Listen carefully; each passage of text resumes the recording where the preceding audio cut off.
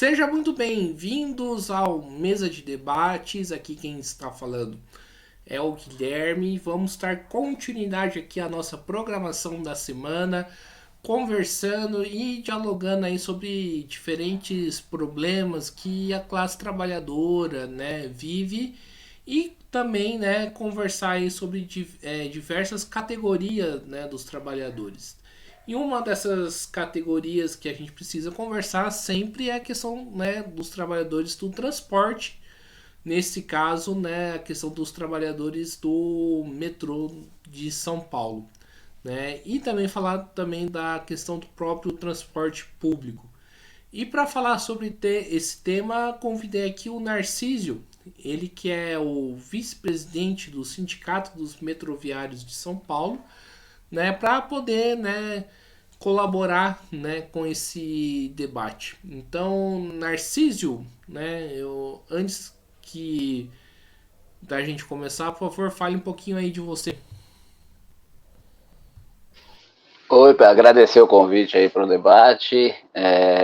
Eu sou metroviário aqui de São Paulo, já há 17 anos aí, sou operador de trem da linha 2 aqui, da linha da Paulista. Era da linha 5 antes de ser privatizada. E hoje estou como vice-presidente do Sindicato dos Metroviários de São Paulo. Maravilha! Narcísio, passado aí 7 meses de gestão, né, do Tarcísio de Freitas em São Paulo, o que dá para dizer, né, dessa gestão em relação ao transporte público, mais especificamente o metrô? O que a gente está vendo é uma desgraça. A gente está vendo aí o processo de privatização que foi feito das linhas da CPTM, digo, não é diretamente o metrô, mas é um transporte sobre trilhos em São Paulo, importante.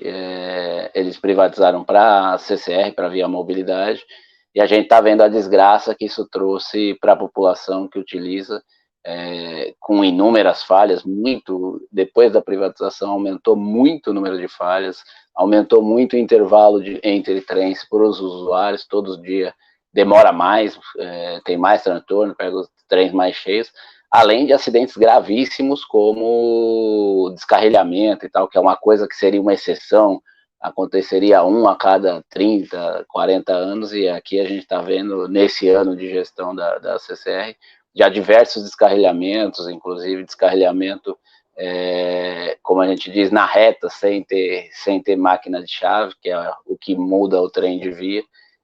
Então, isso mostra uma incapacidade tremenda da CCR, pela lógica que eles funcionam, que é de ter lucro a todo custo, e investir cada vez menos em manutenção e tal. Não é culpa dos trabalhadores que estão lá na CCR, que também é representado pelo nosso sindicato, que se esforça e tal, mas é como funciona a lógica da empresa privada. Essas empresas, a CCR, sempre tiveram muita relação com todos os governos, e o Tarcísio não é diferente, inclusive o Tarcísio sempre teve muita relação com essas empresas, porque ele foi presidente, ele foi do DENIT durante o governo Dilma, depois foi dessa área de infraestrutura do governo Bolsonaro, também teve no governo Temer, ele teve em todos os governos sempre metido com essa máfia, que é as empresas aí por trás da CCR, que inclusive entraram outras empresas grandes também nessa máfia.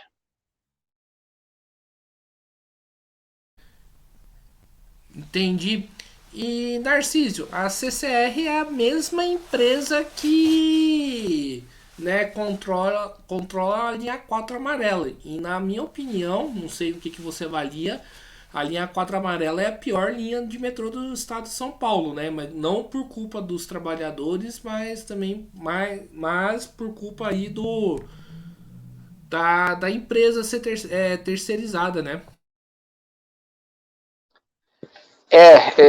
O serviço da linha 4, inclusive, não é tão pior assim, pela gestão da linha 4, como você falou, não pelos trabalhadores, mas pelo como eles fazem, porque eles pegaram essa linha nova, sem uma grande necessidade de manutenção, e uma operação um pouco facilitada nesse sentido. Mas ao passar dos anos nessa linha, a gente vai vendo como vai piorando a qualidade de maneira gritante. E no caso também a linha 5, eles também operam a linha 5 do metrô, que era estatal e foi privatizada, e que também a população lá sente a diferença de piora na qualidade, também muito grande, tanto com acidentes, mas como com falhas, com maior intervalo entre os trens, então também piorou para a turma que mora na região lá do Capão Redondo, Tapecerica, Embu e tal, toda essa região. Eu trabalhava lá quando a linha era estatal, e morei lá naquela região por muito tempo, então eu tenho bastante amigos lá que moram por lá, e conheço bastante gente, também tem uma relação com as associações de usuários das regiões e tal, e todos eles nos falam que a piora é significativa, dá para notar a desgraça que é essa CCR, na verdade, e ainda sai muito mais caro para a população, porque eles fazem contratos com essas empresas através da lei da PPP, que na verdade as empresas não ficam só com a tarifa, elas ficam com um valor muito maior, que é repassado para elas, inclusive são remuneradas, no caso, da linha 4 com tarifa superior à tarifa que é a real, e ainda tem garantia de demanda, é um negócio que, na verdade, eles não têm como não ter muito lucro e gastar mais dinheiro do Estado do que se fosse com o metrô estatal. Então não faz nenhum sentido, porque piora a qualidade, gasta mais dinheiro do Estado, tem o risco, nesse caso ainda, como não está tudo privado, não aumentou tanto, mas tem o risco de aumentar mais a passagem para a população, como agora a gente viu no metrô de BH, que foi privatizado e aumentou a tarifa lá logo na sequência, ou a do Rio, que é a tarifa mais cara que tem, que já é privatizada. Então, só traz piora para a população. Para os trabalhadores, as condições de trabalho são muito piores. Por exemplo, agora a linha 4 acabou de demitir 140 trabalhadores da limpeza sem aviso prévio, sem dar um mínimo de satisfação às companheiras, inclusive várias companheiras que tinham problemas de saúde, estavam em tratamento médico sem plano de saúde. Essa é a lógica dessas empresas, e só tem uma vantagem, na verdade, que é elas ganharem muito dinheiro, e para o governador elas depois repassarem esse dinheiro para o governador no financiamento da campanha dele. É assim que ele funciona, essa lógica. Entendi, né? E para a gente ter uma noção de como isso é um problema estrutural, né, que nós vivemos, essa questão da privatização, né, a gente fala do Tarcísio, governador de extrema direita, mas a questão da privatização como tipo, né, tem um ponto aí muito forte na questão, né, nos governos do Geraldo Alckmin, né, que hoje é vice-presidente aí do Lula. Sim, aqui no metrô, inclusive começou com o Geraldo Alckmin no governo. A linha 4 foi a primeira privatizada, foi com o Geraldo Alckmin, mas também não só com ele sendo agora o vice do PT e do Lula, mas na prática também com o Lula, porque essa parceria não é de hoje, apesar de estarem em governos diferentes e por todo um período se colocarem em lados opostos de candidatura, de projeto não, porque a lei de PPP, que é essa lei que eu citei aqui, que na prática é só para doar dinheiro público para os grandes empresários e possibilitar privatizar serviços essenciais que não dariam lucro ou retorno automático, foi criada no governo Lula, e o relator dessa lei é o Haddad, que agora é o relator do arcabouço fiscal. Então a gente vê também,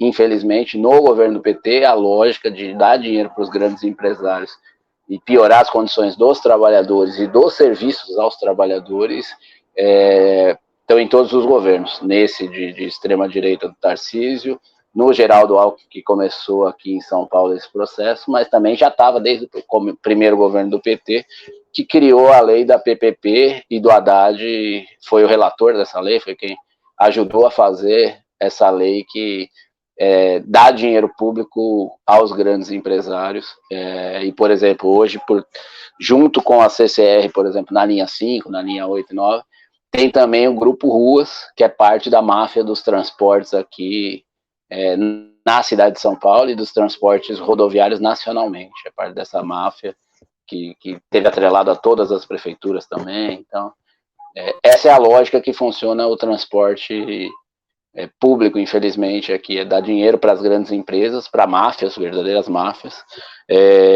em detrimento tanto de um melhor transporte público, quanto de um transporte público mais barato, com tarifa zero. Essa, infelizmente, tem sido a lógica de todos os governos. Narciso, você falou aí do Haddad, né? De que forma o arcabouço fiscal prejudica o transporte público? O arcabouço fiscal vai prejudicar na prática todos os serviços públicos, porque a lógica dele é não gastar dinheiro do Estado com nada que é serviço à população, com nada que é benefício à população. Então, desde investimento que necessita o transporte público, por exemplo, hoje o certo seria você investir muito no modal ferroviário, tanto para aliviar o trânsito, quanto pelo problema do próprio tempo de locomoção, o problema ambiental. Então você deveria ter mais investimento, subsídio para a tarifa, mais trabalhadores para atender a população nesse sentido. E agora o arcabouço fiscal na prática proíbe tudo isso para garantir que tenha dinheiro para pagar uma dívida pública para os bancos, que é um verdadeiro roubo da sociedade. Uma, porque a própria origem da dívida é falsa. Depois, os juros da dívida são um roubo, como foram feitos historicamente. Inclusive, por exemplo, na própria Constituição existe que deveria se fazer uma auditoria dessa dívida, e se fizesse, mostraria que na prática a gente já pagou essa dívida e não deve mais. Se alguém deve alguma coisa a alguém, são os bancos, a população brasileira. Então, na prática, deveria parar de pagar isso e deveria cobrar dos bancos tudo que eles roubaram de dinheiro da população e dos trabalhadores do país. Essa deveria ser a lógica. E a lógica do arcabouço fiscal é o contrário, continuar dando muito dinheiro para eles, garantir, inclusive, retirar dinheiro dos serviços essenciais à população, de qualquer benefício aos trabalhadores, para garantir os grandes banqueiros aumentarem seu lucro. Não é nem manterem, é aumentarem seu lucro mais ainda. Além dessa questão aí do arcabouço fiscal, tem um outro tema que diz a respeito aí, do transporte, que foi uma postura bastante complicada aí do governo Lula em relação à questão do transporte, né, do metrô de BH, né, que o Lula não reviu, né, a questão da privatização, pelo contrário, deu continuidade, né. Eu gostaria que você comentasse um pouco sobre esse caso, né? O que esse caso diz aí para você, né? Qual que é o significado, né, do caso aí do metrô de BH? Então, mostra um pouco dessa... Desculpa, caiu aqui. Mostra um pouco dessa lógica que a gente vem falando, de seguir a lógica de governar para os grandes empresários. Começou a privatização do metrô de BH se efetivar, já tem um plano há muito tempo, mas se efetivar no governo Bolsonaro. Ele, inclusive, fez no finalzinho do governo dele o leilão de privatização. Só que todo leilão, quando faz, depois tem entregas de documentos e tal, e tem um tempo para frente que você assina ele, valida esse leilão ou não.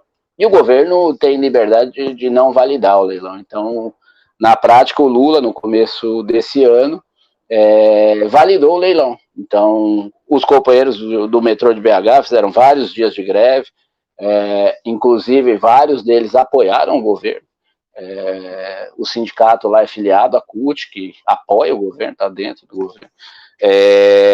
Mesmo assim, tentaram negociar com o governo de não assinar o leilão, de cancelar o leilão. e mesmo em luta, pedindo ao governo, não foram atendidos. O governo deu sequência a esse leilão, e não só isso. O metrô de Recife, que também é federal, o metrô do Rio Grande do Sul, que também é federal, todos eles continuam no plano de desestatização do governo. E, em vez do governo retirar eles do plano de desestatização, que é a privatização, ao contrário, está hoje dando continuidade nisso, pedindo inclusive estudos para avançar nessa entrega. Tanto é que os companheiros de Recife também, nessa semana, final de semana passada, estava em greve contra essa privatização, essa ameaça de privatização que também tem no metrô de Recife. Perfeito. E Narciso, né, saindo um pouquinho aí do metrô de São Paulo e do transporte público, né? Já dá para falar que o governo Lula, né, o governo Lula 3 está mais à direita, né, do que os outros governos que o Lula fez? Sim, na prática, sim.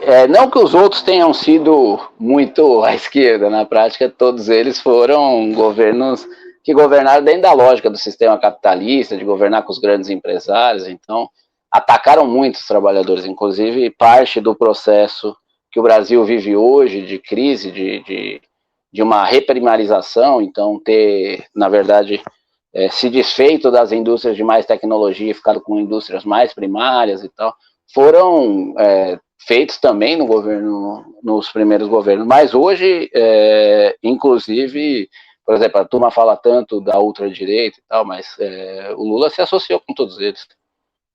Hoje eles estão votando, por exemplo, agora que teve a reforma tributária, foi o Lula junto com o Tarcísio aqui, a favor da reforma tributária, todos eles fazendo campanha para isso.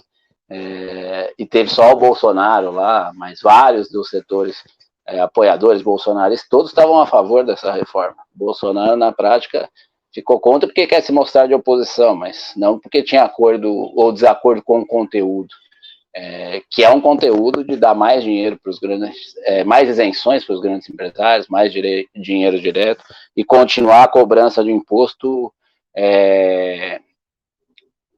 de forma muito desigual e os pobres pagando muito mais.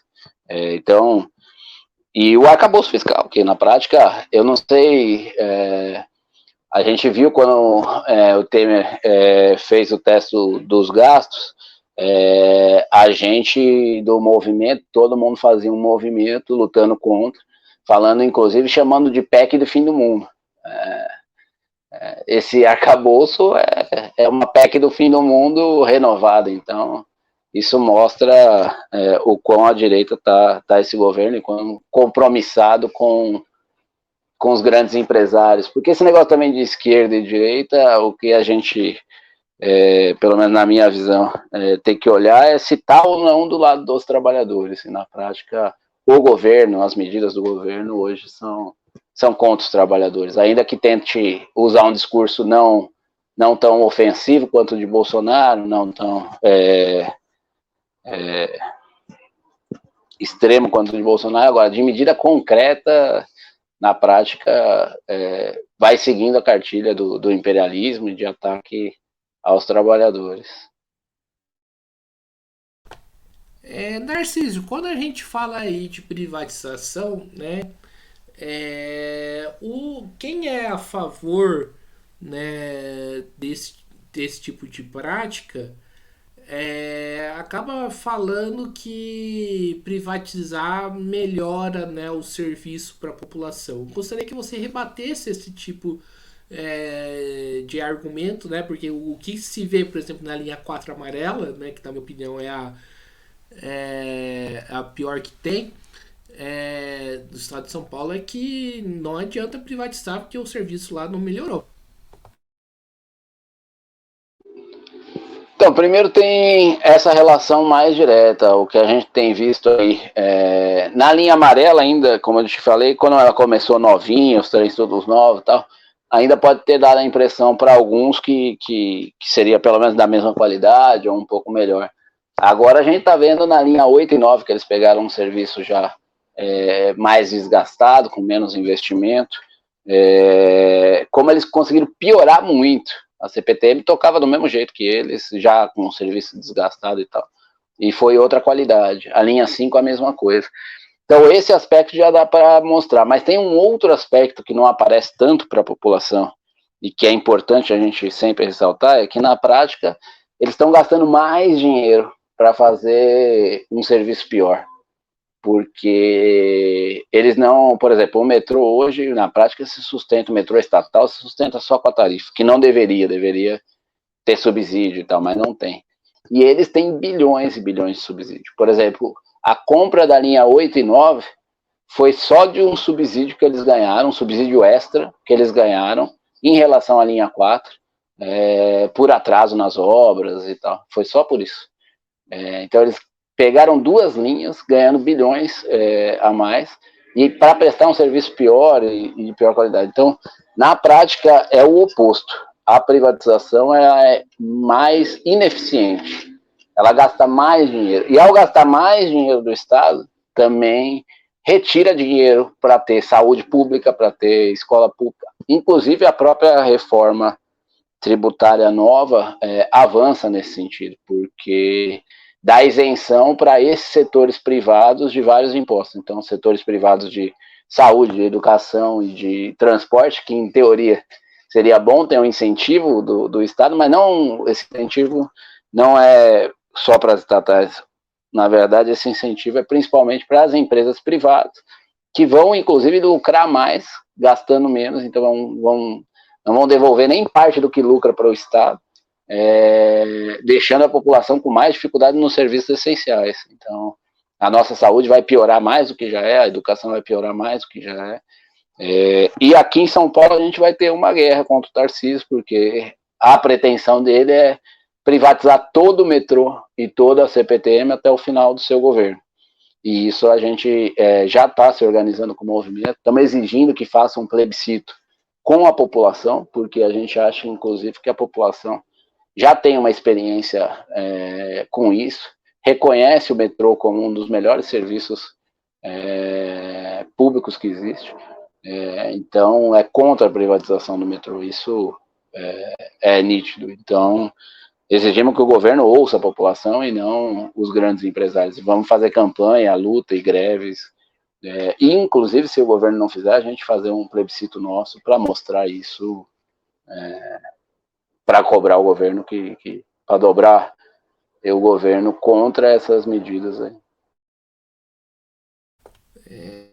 Maravilha, Narcísio. E, Narcísio, você fala aí da questão da tarifa, né? Que não deveria existir a questão da tarifa e tal. Aí tem aqueles que perguntam, né? Mas como o metrô vai ser bancado? Isso eu sempre tenho uma pergunta. Primeiro que assim, a gente tem diversos serviços públicos que são essenciais que a gente não paga. Por exemplo, a gente tem escola pública que a turma vai e ninguém paga. E não é que não tem custo, tem custo. Tem professor, tem a escola, tem a estrutura, tem um monte de custo envolvido. A gente tem a mesma coisa do SUS, porque se fosse por essa lógica, a gente seria como outros países aí que não tem quase saúde pública. A gente tem o SUS que atende aquém do que deveria atender muito melhor, deveria ter mais investimento, mas que atende a turma de graça. E o transporte a gente acha que é essencial para isso, porque, por exemplo, o transporte dificulta a turma poder usar, inclusive, acesso aos serviços gratuitos. Então, por exemplo, a população que tem menos dinheiro, se for usar um parque que é gratuito, num final de semana para levar a família e tal, vai gastar uma fortuna para ir num parque gratuito, porque não é perto da sua casa, e vai ter que pegar ônibus e metrô e gastar bastante dinheiro, porque a tarifa é muito alta. A mesma coisa para usar um hospital gratuito, vai usar uma escola gratuita. Então, na prática, o transporte não ser gratuito limita muito a utilização. Em cidades médias que já tiveram tarifa zero, mostrou que aumentou em média 30% o uso do transporte público. Então, se aumentou é porque a turma era inibida de usar o transporte público pela tarifa. E aqui em São Paulo, inclusive, tem estudos que mostram que 30% das viagens que são feitas, uma parte dela é feita a pé ou de bicicleta, porque a turma não tem dinheiro, não é a turma que usa a bicicleta só pela parte ambiental, é que a turma é obrigada, não consegue pegar um ônibus de casa para chegar até o metrô ou para chegar até um terminal mais longe, porque não consegue pagar duas tarifas ou uma tarifa e meia quando tem integração.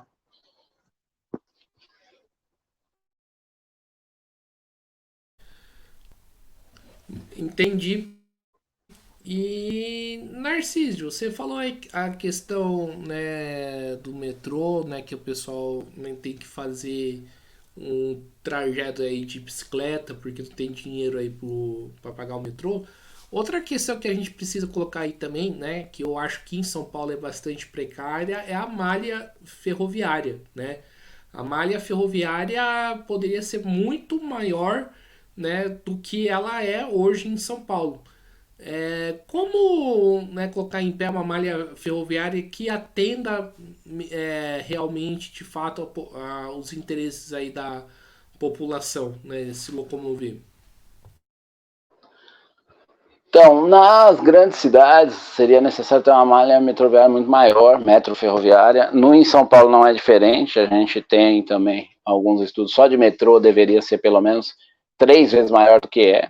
Hoje você tem um pouco mais de 100 quilômetros, você deveria ter uns 300 quilômetros no mínimo. E de trens também aumentar bastante. Deveria ter um investimento maciço nisso. E aí, tanto investimento do governo do estado, que é responsável, mas também investimento federal, principalmente nas principais cidades do país. É assim em todos os países, por exemplo, na Cidade do México, em Nova York, em Londres, Xangai, sempre tem grande investimento federal. E isso traz, na verdade, porque você tem um investimento, mas você tem um retorno muito grande disso, porque é custificado, inclusive, por eles mesmos, pelo mercado, por todo mundo, o quanto se economiza depois na outra ponta de dinheiro público com isso, porque você tem menos gasto com acidente de trânsito, você tem menos gasto com a saúde, você tem menos gastos com a turma parada no trânsito, então, porque isso também traz prejuízo. Então, na verdade, é um investimento muito benéfico para o conjunto da cidade, muito benéfico para o custo do Estado, apesar de ter um custo inicial maior. Então, deveria, na verdade, ser uma política dos governos. A maioria hoje não faz isso por vários motivos. Uma, porque não é a prioridade ainda transporte. Aqui a gente continua priorizando transporte rodoviário, que é mais caro, causa mais acidente, mais poluente. Ele deveria ser um acessório do transporte ferroviário. Então tem toda a indústria aí automobilística, de petróleo e tal, que faz logo para usar isso. E as próprias máfias dos transportes rodoviários de ônibus também, que também são empresas que hoje também são uma máfia, há bastante tempo com as prefeituras, que também boicotam parte desse investimento ou pressionam para não ter esse investimento. Então deveria se investir muito, tanto na expansão quanto também na redução de tarifa.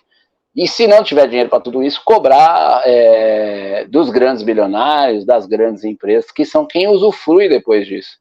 Porque a turma pega transporte para ir trabalhar para essas empresas, pega transporte para ir comprar produto dessas empresas. Então, não pode ser que essas empresas não paguem nada do transporte público.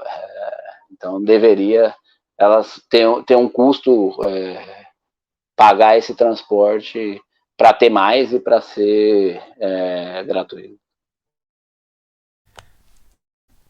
Narciso, a categoria metroviária passou aí por um processo de greve, né? Que, se eu não me engano, foi em. Agora fugiu a memória. Enfim, eu gostaria que você falasse um pouco, né, como que foi esse processo aí, né, de greve que a categoria enfrentou. Tá, a gente fez uma greve no começo do ano, ali por março. Na verdade, a gente vem em luta aí desde o final do ano passado, meio do ano passado, é, e entramos esse ano já no governo Tarcísio em luta, porque tinha várias pendências na categoria, que eles tinham não pago alguns direitos da categoria, então a categoria estava lutando para recuperar esses direitos, além da própria luta contra a privatização. Então, um desses direitos que estavam sendo atacados, que foi durante a pandemia, a gente não recebeu PLR de vários anos e também outros benefícios. Então, a luta dessa greve específica era para reaver parte disso. Foi uma greve bastante forte na categoria, e que levantou uma discussão importante, que foi a da tarifa zero e também de como a gente faz o nosso protesto, porque a gente propôs que a gente poderia não paralisar o metrô, então fazer uma greve de outro tipo, como a gente falava, que seria a gente trabalhar, mas com as catracas livres, o governador autorizando abrir a catraca, e a gente trabalharia com as catracas abertas. O governador falou que toparia fazer isso, deu declarações públicas, inclusive. A gente se organizou para fazer isso, depois ele tentou voltar atrás e, na prática, ele mentiu tanto, não só para a categoria, mas para a população de conjunto, que foi parte do que repercutiu bastante na imprensa, e é parte do que a gente deve seguir fazendo, porque a nossa lógica é fazer uma luta, sim, pelos nossos direitos, sim, para ter um melhor transporte para a população, e se puder nessa luta entrar com a discussão da tarifa zero, mas também entrar com medidas que prejudiquem o menos possível a população, é sempre a nossa intenção. Agora, se não tiver como, temos que fazer luta, porque também não fazer luta é piorar as condições do próprio transporte para a população. Então, Perfeito. E Narciso, fala um pouco mais aí da questão da tarifa zero e por que e qual que foi a justificativa do Tarcísio, né, ter, né, voltado para trás em relação a essa questão. na prática ele não deu nenhuma, assim, eles às vezes usam vários argumentos, mas nesse caso ele não usou nenhum argumento, ele só voltou atrás sem nem falar se tinha falado que era, que sim, que não. Inclusive, na época, no dia, ele fez algumas publicações no Twitter dele falando que ia ter a catraca livre, depois retirou, não falou mais nada sobre o assunto, depois tentou jogar que ele era a favor da catraca livre e a gente não. Depois fugiu desse tema. Então, na prática, o que ele fez foi o que ele costuma fazer, tentar mentir para a população, só que a turma pegou ele na mentira, porque a gente tinha as cartas mandando que ia fazer, tinha a publicação que ele mesmo fez. Agora, quando a gente coloca esse debate sempre, em outras ocasiões, em outros governos, inclusive, sempre se justifica algumas coisas. Fala que, primeiro, que se fizesse ia dar um prejuízo muito grande para o metrô e quem ia pagar esse prejuízo.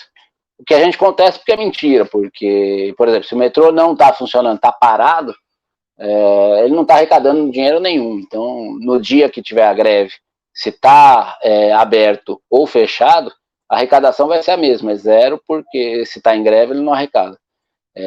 Então, se estiver parado ou funcionando, com a catraca aberta, o gasto é o mesmo. Então, é mentira isso em relação a gasto. E outro que eles falam sobre segurança. Mas isso também não condiz. A gente opera o metrô já há muito tempo. Em algumas ocasiões se faz catraca aberta, já fez, por exemplo, em manifestações grandes. Diversas vezes se abriu catraca, deixou a turma entrar sem pagar por necessidades operacionais ou por vontade política, inclusive às vezes do governo. Então já se fez catraca livre. Agora nas eleições se fez catraca livre, então não teria nenhum impedimento técnico para fazer catraca livre, é fácil de fazer tecnicamente, e seria só um benefício para a população. Na prática, a gente acha que eles não querem fazer porque eles não querem entrar na discussão de que o transporte poderia funcionar com a catraca aberta, com a tarifa zero. Perfeito. E Narciso, a gente escuta também, né, que a greve, né, do transporte prejudica a população, mas às vezes eu penso que essa galera que fala isso nunca andou, né, de metrô na vida em São Paulo, né? Nunca pegou metrô para Sé numa quarta-feira às 6 horas da tarde.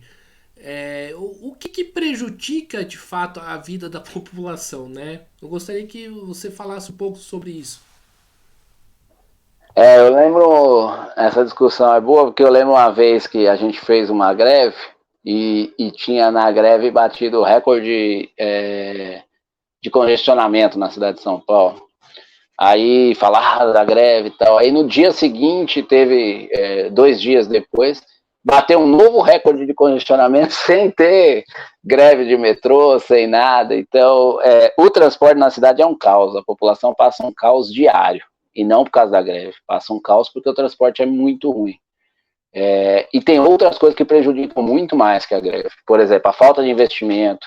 Agora a linha privatizada da 8 e 9 está prejudicando a população todo dia. A greve é um dia, 2 dias, uma semana, no máximo. Aqui está prejudicando a população todo dia. E prejudicando e colocando em risco a população, porque tem acidentes graves. O monotrilho, que foi feito de uma maneira errada, não estão fazendo as medidas para consertar ele para funcionar de uma maneira um pouco mais eficaz, e ficou parado 6 meses lá, 5, 6 meses, eu não lembro o período exato, de 4 a 6 meses, posso depois passar para você a informação precisa, mas ficou fechado vários meses, e isso trouxe um transtorno para a população.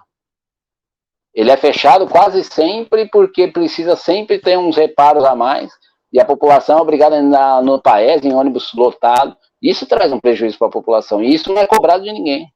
Não é cobrado da Alstom, que é quem é responsável hoje pelo projeto, pelo governador, que inventou de fazer essa desgraça de monotrilho, pelo secretário de transporte, ninguém paga por isso. Esse é o verdadeiro prejuízo que eles trazem à população, é fazer, na verdade, o transporte para atender as grandes empresas, inclusive as grandes multinacionais, no caso da Alstom e da Bombardier. Esse é o prejuízo que traz de verdade. Então a greve é um momento que naquele dia traz algum transtorno, lógico, mas que muitas vezes parte da briga é para ter um melhor transporte para a população. É para ter mais funcionário, é para ter mais gente para atender, é para ter mais manutenção, é para ter mais gente que saiba operar o transporte para funcionar melhor. Essa é a lógica, para que tenha mais investimento, que tenha mais expansão, para que reduza a tarifa. Essa é a briga normalmente que se faz. Então a greve, na verdade, apesar de trazer um transtorno, na verdade é uma briga para melhorar o transporte para a população. E o dia a dia é o oposto. O dia a dia é ruim porque a lógica deles não é funcionar bem o transporte, é funcionar superlotado, garantir o lucro e não a qualidade, e nem o acesso ao transporte.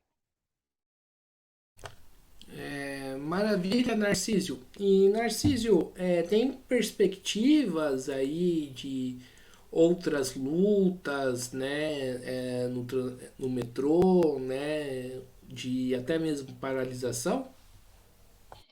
Tem sim, a gente fez uma reunião essa semana ainda, de um comitê aqui, na verdade de várias entidades contra esse processo de privatização aqui em São Paulo, contra a privatização do serviço público, mas em essência três principais, que é o metrô, CPTM e a Sabesp, que também está em risco de privatização e também é um serviço muito essencial. Então a ideia é que a gente faça mobilização, faça panfletagem, lance esse plebiscito na cidade, lance a campanha na cidade, e a gente tem já uma data marcada, pelo menos com greve indicada do metrô, pode ser que inclusive os outros setores também entrem, ou façamos uma conjunta mais à frente, mas tem para o dia 15 de agosto, tem uma greve marcada, com a assembleia no dia 14 de agosto. Maravilha. Inclusive, eu acho que eu vou estar em São Paulo esse dia. Né? Então Vamos já ver se está eu consigo. convidado aí a nossa assembleia lá. Com certeza eu vou querer aparecer assim. Ô Narcísio, agora falando um pouco aí do sindicato dos metroviários, né? Nessas últimas eleições sindicais, teve um processo interessante e acertado, ao meu ver, da reorganização aí de grupos de esquerda que conseguiram, né, tirar, né, os setores da CUT, né, os setores, né, da conciliação de classe no sindicato dos metroviários. Quão importante foi esse processo aí desses grupos de esquerda, né? Como que você avalia, né, a, é, esse movimento? Não, então, aqui a gente, na verdade, a gente compunha uma diretoria pela regra que era anterior, que era todo mundo junto, que foi a última. Inclusive, lá atrás, a gente, então, estava o PCdoB e a CUT, mais a diretoria que está hoje, mais os grupos que hoje estão na diretoria, que tem a gente, eu sou do PSTU, tem outros grupos da Conlutas também, tem o pessoal do PSOL que não é da Conlutas, então, que é hoje a diretoria, e tinha PCdoB e CUT junto. Aí tirou a regra, na verdade, de não ser mais proporcional à diretoria e de ser chapa contra chapa, e nesse sentido a gente achou por bem montar uma chapa que fosse desse setor mais combativo, que a gente acha que é uma necessidade para o próximo período. A gente já tinha tido uma experiência na diretoria anterior, quando estava sendo atacado, bastante direito da categoria, e foi esse setor mais combativo que garantiu a gente seguir na luta e ter conquistas importantes. Então a gente manteve essa unidade desse setor mais combativo, que em outros momentos já teve à frente do sindicato esses setores, quando o Altino, inclusive, foi presidente do sindicato e tal, eram esses mesmos setores. E agora está novamente na diretoria do sindicato esses setores, sem a CUT, sem o PCdoB, a gente acha que é importante, ainda mais agora nessa realidade de muito ataque, que, como a gente fala, vamos ter que se unir com qualquer um que queira lutar, seja da CUT, PCdoB, CTB e tal.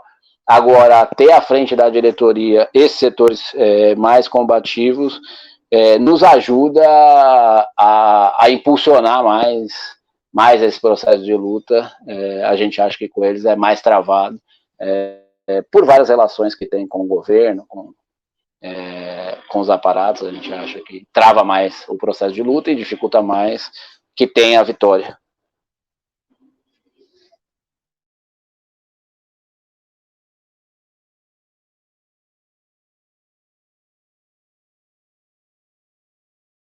Polêmica, mas eu vou mais aqui na roda, né? Recentemente, a postura bastante equivocada, né, do grupo Resistência, que faz parte aí do Sindicato dos Petroviários, inclusive, né, um grupo aí da Camila Lisboa, que já veio aqui no canal, né, também tá da entrevista, né? Mas na minha avaliação foi uma postura bastante equivocada, né, da resistência na POSP se juntar, né, com a chapa 1, né, que é a chapa da articulação, a chapa da Bebel, né? Qual que é o impacto que isso tem no sindicato dos metroviários, né? Porque às vezes eu fico me perguntando, será que esse movimento também vai ter no sindicato dos petroviários ou não, né? Porque acho que é uma questão que precisaria ser colocada, né? Sim, isso. Na POSP a gente acha que eles fizeram uma opção muito ruim. Tem a ver também um pouco com a localização deles hoje, perante o governo Lula. Eles deram várias declarações aí na prática de não poder fazer uma oposição ao Lula e tal. A gente acha isso equivocado, pelo caráter que a gente já falou que vê o governo Lula. E no caso da POSP ainda é pior, porque você tinha uma oposição unificada com peso, porque além do problema político que tem bastante grave, tem um aspecto burocrático, tem um aspecto da própria não democracia do sindicato e não combatividade. Então tudo isso na prática foi entregue por eles, enfraqueceu bastante a oposição. A gente lançou uma oposição lá, achamos que cumprimos um papel importante nesse sentido, em tem algumas subsedes que a oposição inclusive ganhou, como na da Lapa aqui, e mais algumas do ABC e tal. Achamos que fizemos uma postura importante e achamos que os companheiros, na verdade, tiveram um papel muito ruim, igual tiveram agora também no Congresso da Uni, por exemplo,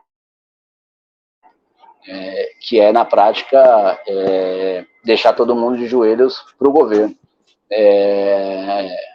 Aqui no sindicato, temos dificuldade nas diretorias, nesse debate especificamente, mas pela realidade da categoria, dos ataques e tal, acho que é um pouco mais difícil nesse momento ir a isso, até porque também aqui a gente acabou de ter uma eleição, então tem muitos anos ainda. Muitos anos assim, são 3 anos aqui no mandato, mas ainda em 3 anos muita coisa acontece. A gente está fazendo o primeiro ano agora ainda, então ainda está longe para ver isso, mas achamos que a postura dos companheiros teria que aqui ser outra, porque na prática essa lógica é entregar, deixar o sindicato de joelhos para o governo e para os ataques.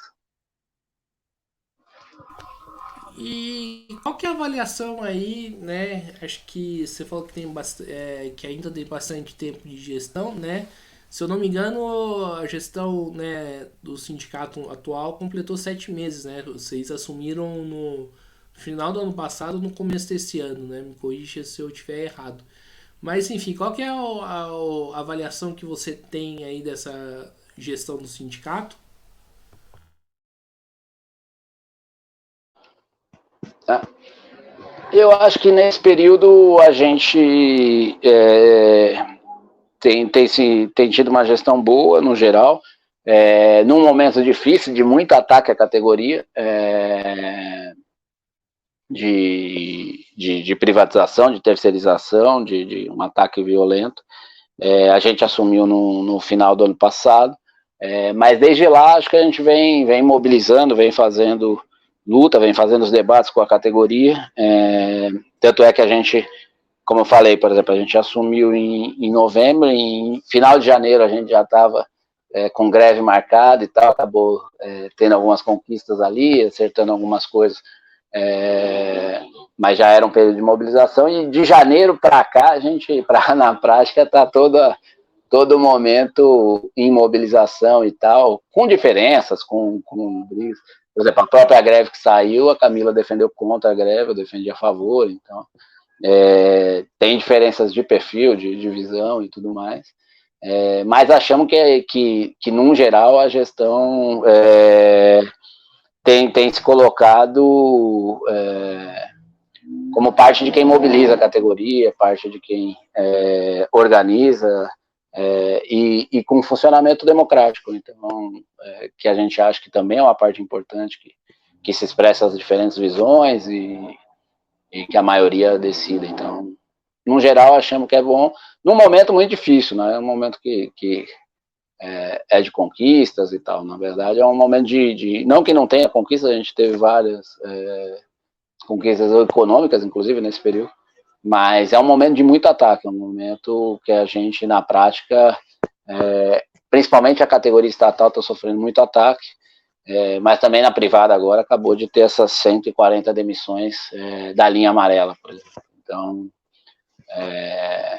é um período de muito enfrentamento, mas acho que a gestão tá mobilizando, está organizando a categoria e colocando a situação real do que a gente tem de enfrentamento para o futuro e qual deve ser a nossa aposta, a nossa saída.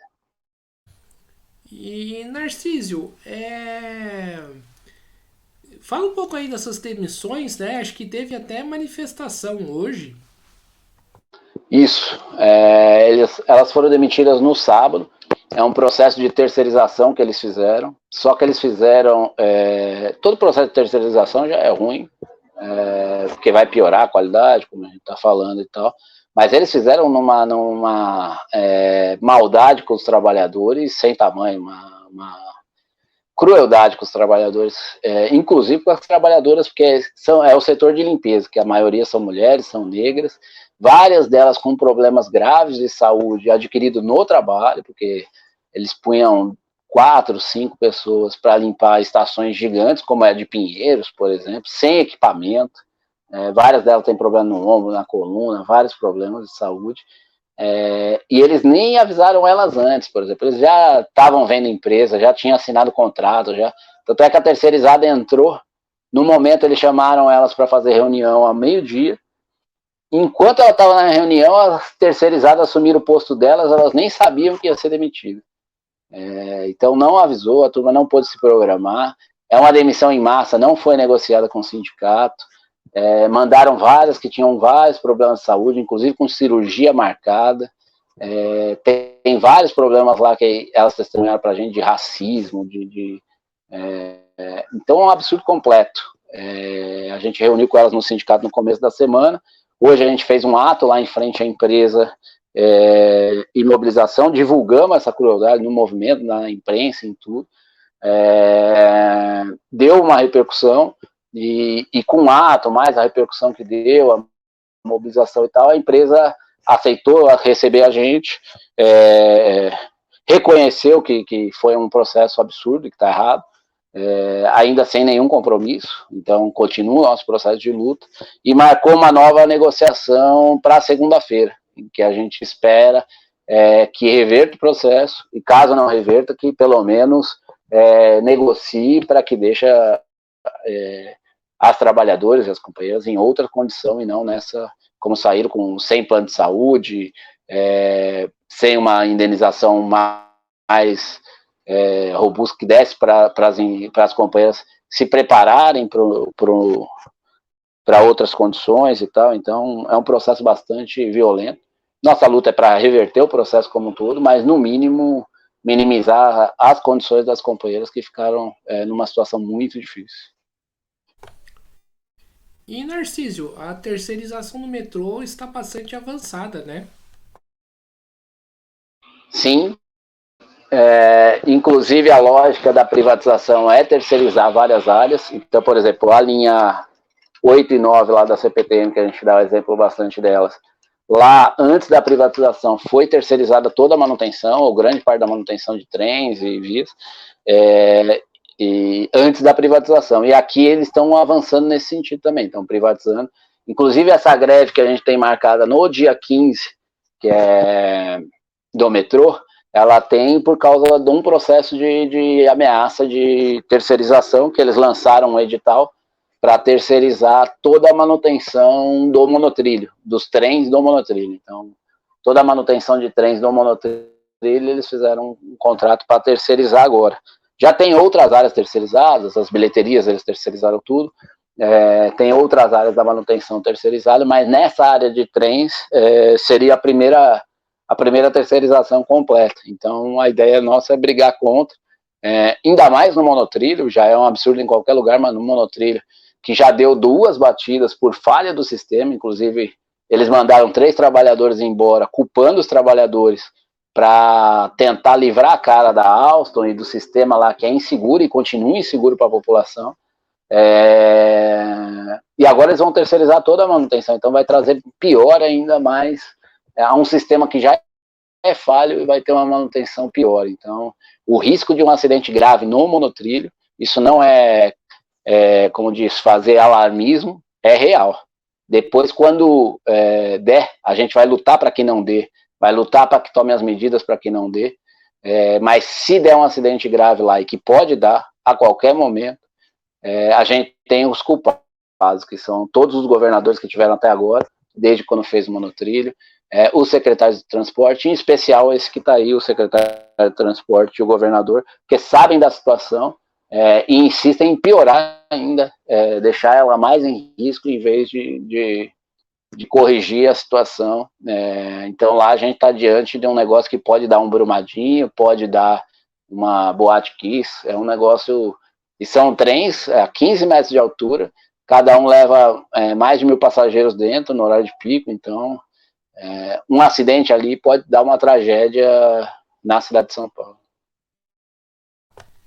Então, para a gente ir finalizando aqui a nossa entrevista, o Narcísio, né? Eu gostaria de falar que você entrasse um pouco mais então na questão do monotrilho, né? O que tá pegando aí na questão do monotrilho, né? Que faz aí o monotrilho ser um transporte inseguro. Inclusive, foi bem curioso isso porque eu usei o monotrilho uma semana ou 10 dias antes do primeiro acidente. Então, o monotrilho tem vários problemas. Um é o próprio projeto, porque não era para ser um transporte de alta capacidade. Eles impuseram um projeto que não é de alta capacidade aqui. Isso foi uma imposição na época da Bombardier e segue sendo da Alstom. Então, é um projeto errado. Agora, ele tem umas falhas de sistema, que não tem alguns sistemas de segurança que deveria ter, que nas outras linhas tem, e lá não tem, que seria uma redundância no sistema, que é tipo uma camada a mais de segurança. Lá falta várias camadas de segurança. Então, por exemplo, se nas outras linhas você tem 10 camadas de segurança, lá você tem 5, e isso coloca em risco. E já se mostrou com 2 batidas que deu. Então, o que a gente está pedindo que faça lá? Que coloque essas camadas a mais.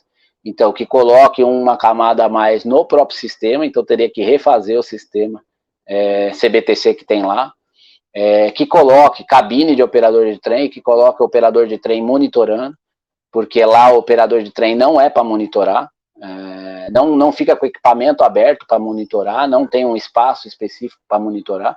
Lá o operador de trem fica dentro do trem só para atuar se tiver alguma falha. Então, aquilo, inclusive, que eles mostraram o operador de trem sentado no banco, ali é para ficar sentado no banco, porque o cara não precisa ficar olhando de frente, porque não tem o que ele fazer de frente, porque ele não tem nenhum equipamento de pronta acesso à mão.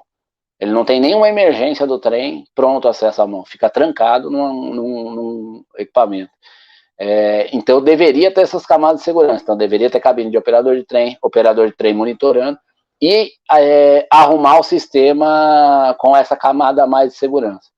Esse de arrumar o sistema demora um pouco mais. A cabine e o operador é fácil, porque os operadores já estão lá, a cabine você pode colocar uma cabine improvisada e depois fazer uma cabine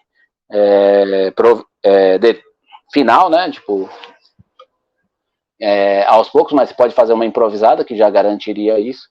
Agora, o sistema, enquanto não estivesse funcionando, deveria funcionar com uma velocidade mais reduzida para garantir que com o operador monitorando e com uma cabine tivesse tempo de dar emergência para que não colocasse em risco a população e não tivesse o risco dessa tragédia que a gente faz.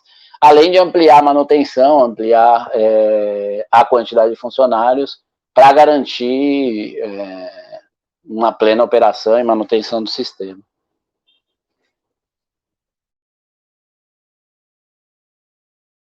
Encerrando aqui mais uma entrevista do Mesa de Debates, quero aqui agradecer a participação do Narcísio.